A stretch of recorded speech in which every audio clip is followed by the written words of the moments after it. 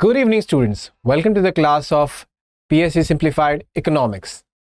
आज हम करने जा रहे हैं बजट, करने क्या जा रहे हैं, बहुत सारे टॉपिक हमने कवर कर लिया है, काफ़ी कॉन्सेप्चुअल क्लैरिटी भी बन गया है। आज एक ऐसा बिल है जिसके बारे में हम बात करने जा रहे हैं जिसके बिना ना हम पे कभी टैक्स लग सकता है और जिसके बिना ना गवर्नमेंट हमसे टैक्स कभी ले सकती है।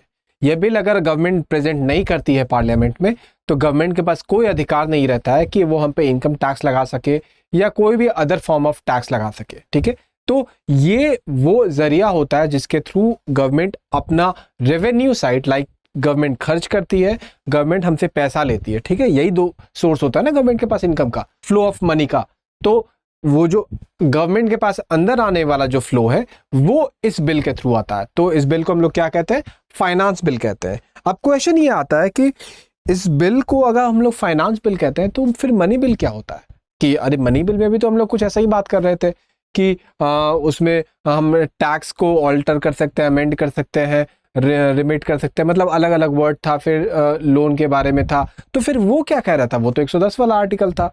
तो finance bill is a type of money bill, ये वर्ड याद रखिएगा कि ये इवेंचुअली मनी बिल का वो हिस्सा है। मनी बिल में आपको लोन के बारे में भी बात हो रहा है, ठीक है, expenditure from the consolidated fund of India के बारे में भी बात हो रहा है। लेकिन मनी बिल का जो आपको 110(1)(a) है, जो सिर्फ ए वाला सेक्शन है, वो आपको सिर्फ टैक्स के बारे में बात कर रहा है और हमारा ये बिल आपको क्या बताया?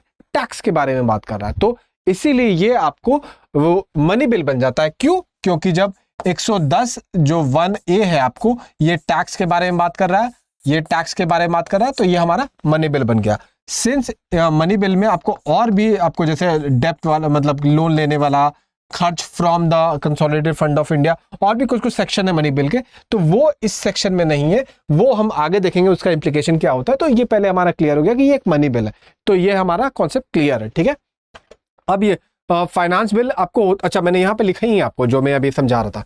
Finance bill is also presented fulfilment of the requirement of the article 110(1)(a), और जो कि ये it is a money bill. ये आर्टिकल किसका है? ये आर्टिकल मनी बिल का। ठीक है, फाइनेंस बिल का आर्टिकल नहीं है, ये याद रखिएगा। ठीक है, तो ये हमारा कॉन्सेप्ट क्लियर हो गया है कि ये क्या है। ठीक है, अब ये करता क्या है कि जैसे मान लीजिए आपका इनकम टैक्स है, आप हमेशा सुनते होंगे कि अरे इनकम टैक्स पिछले साल तो 25% था, नहीं था, जो भी था 10%, 8% जो भी है, जो भी टैक्स था वो घट गया है। अब ये कंपनी पे ये टैक्स नया लगने वाला है, अरे नया टैक्स ये आ गया।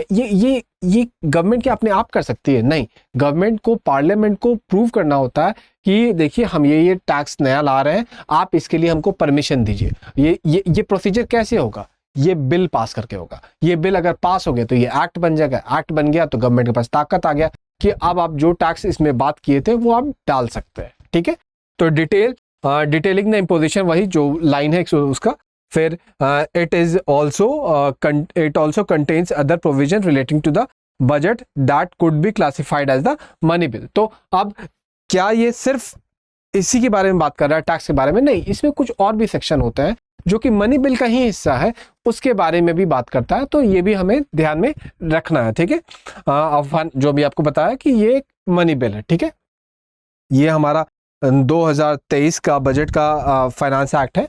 तो एक जैसे अगर पहला ही लाइन पढ़िएगा कि क्या bill to give effect to the financial proposal of the central government for the financial year 2023-24। अब देखिए ये कितना इंपॉर्टेंट लाइन है। ठीक है, मतलब कि ये लाइन, सिर्फ ये लाइन आपको ये कंस्ट्रेंट कर देता है कि आपको हर साल फाइनेंस बिल लाना पड़ेगा। क्यों? क्योंकि आपने जो इस साल टैक्स लगाया है वो बस इस साल फाइनेंशियल ईयर तक चल पाएगा।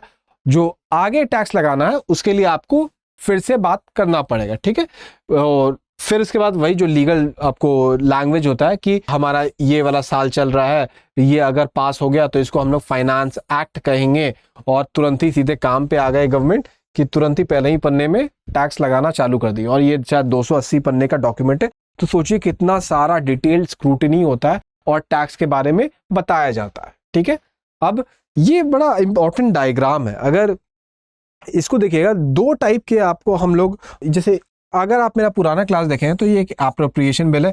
एप्रोप्रिएशन बिल किस चीज के लिए था? ये खर्च के लिए था। ठीक है, और ये अपना अभी हमने क्या किया, ये फाइनेंस बिल किया। ठीक है, तो ये दोनों बिल आपको होता है जो कि इवेंचुअली मनी बिल कहला जाता है। ठीक है, क्यों? क्योंकि ये खर्च हम लोग कहाँ से कर रहे हैं, कंसोलिडेटेड फंड ऑफ इंडिया से कर रहे हैं, ठीक है, और वो भी मनी बिल का पार्ट होता है। ये आपको ये क्या कर रहे हैं हम लोग, टैक्स के बारे में बात कर रहे हैं, और भी कुछ जो उसमें मनी बिल में सेक्शन है वो भी शायद इसमें होता है। तो आपको ये फाइनेंस बिल, आपको ये भी मनी बिल हो गया, ठीक है। तो फिर ये फाइनेंशियल बिल क्या है, ठीक है, तो ये आपको आर्टिकल 117 में मिलता है, ठीक है। तो जो मनी बिल है आपको वो समझिए इसका सबसेट है, ठीक है। और ये आपको क्या बात करता है कि ये वो बात कर रहा है कि जो आपको मनी बिल में है वो 117A(1) मतलब 1, ठीक है।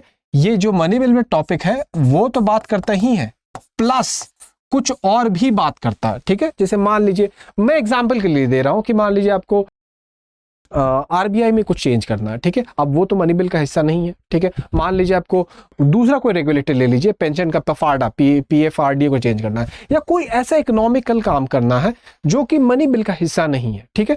तो हमने क्या अब लेकिन उसमें कुछ ऐसा भी काम कर रहे हैं जो कि मनी बिल का हिस्सा है, तो हमने मनी बिल का हिस्सा क्या होता है, आप वर्ड एक पढ़िएगा, उसमें लिखा होता है कि ऑल, जो उसमें लिखा रहता है चीज, वह सारे जो इनलिस्टेड फीचर्स है, ओनली अगर वही रहा तभी उसको मनी बिल बोलेंगे। मतलब अगर ओनली हटा दे, दैट इज वो रहा प्लस कुछ और रहा, तो ये क्या बन गया हमारा 117(1) बन गया, ठीक है। अब इन दोनों के आपको अलग अलग आपको पॉलिटी के रिक्वायरमेंट्स है कि ये आपको प्रेसिडेंट के रिकमेंडेशन के थ्रू ही आ सकता है, ये आपको लोकसभा में ही इंट्रोड्यूस हो सकता है, वैसे बहुत सारे आपको रिक्वायरमेंट है, ठीक है। लेकिन हाँ, कुछ अंतर भी है इन दोनों में, दोनों सेम एग्जैक्टली नहीं है। शायद ये आपको जैसे मनी बिल होता है वो उसमें राज्यसभा का कोई रोल नहीं है, 14 दिन बाद उनको आइदर पास करना है या तो बस आप सजेशन दे सकते हैं, जो कि लोकसभा उसको हटा भी सकता है, ठीक है। लेकिन इसमें क्या हो सकता है कि इसमें वो पास हो सकता है, राज्यसभा उसमें आपको अमेंडमेंट भी ला सकता है, ठीक है। तो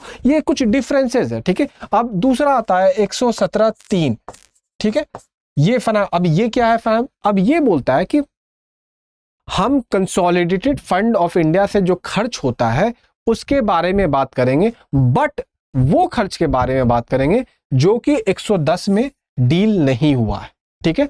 तो ये एकदम स्पेसिफिकली मेंशन कर देता है कि हम सिर्फ वो मैटर को डिस्कस करेंगे जो कि 110 में डील नहीं हो रहा है, और 110 के सारे मैटर को भी हम नहीं डील कर रहे हैं। उसका एक सेक्शन था उसको हमने पिक किया, दैट इज 110 भी बात कर रहा था कंसोलिडेटेड फंड ऑफ इंडिया के खर्च का, और ये भी बात कर रहा है, लेकिन ये मेंशन कर दे रहा है कि वो कंडीशन जो कि 110 में नहीं था वो हम उस पर बात करेंगे, तभी हम 117(3) में काउंट होंगे, ठीक है। तो ये देखिए, ये सब प्राइमरीली पॉलिटी का हिस्सा है, लेकिन सिंस ये यहाँ पे कॉन्फ्लुएंस में आता है, कॉन्ग्रुएंस में आता है, तो हम ओवरलैप में आता है, तो हम सोचे कि इसका भी थोड़ा बहुत आइडिया मिल जाए। लेकिन अभी भी इसमें जानने को बहुत कुछ बचा हुआ है।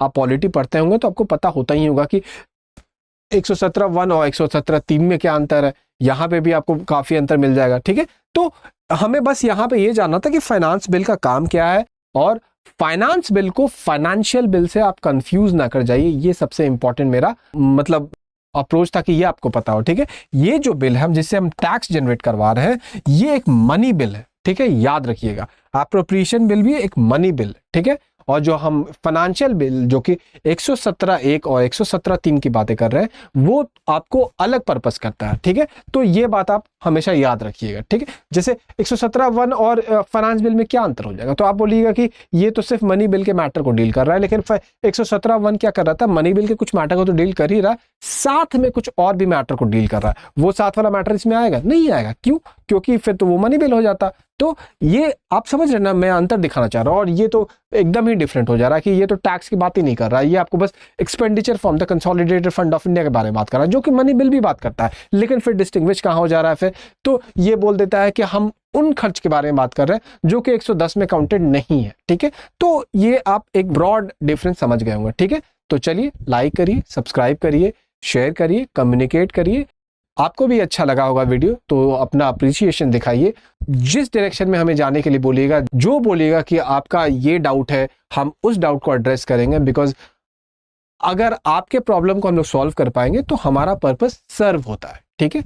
चलिए तब।